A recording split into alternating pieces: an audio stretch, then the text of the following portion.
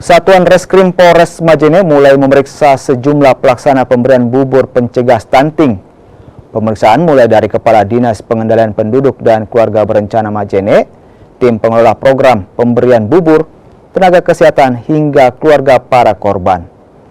Polisi juga telah mengambil sampel makanan yang dikonsumsi para korban dan selanjutnya diserahkan ke BPOM Mamuju untuk pemeriksaan laboratorium. Menurut polisi, penyidikan ini untuk memastikan penyebab keracunan terhadap puluhan balita yang kini menjalani perawatan di rumah sakit. Jika ditemukan adanya unsur pidana, maka kasus ini akan dinaikkan ke tahap penyidikan. Per hari ini kami melakukan pemeriksaan terhadap panitia pelaksana, kemudian korban, kemudian orang tua korban.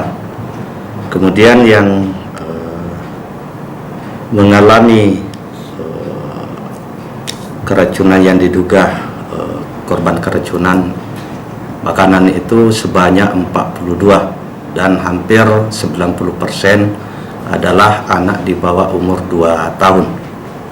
Dan kemarin malam kami langsung ke TKP bersama Idan untuk mengamankan sampel makanan, sisa makanan, kemudian sampel muntahan.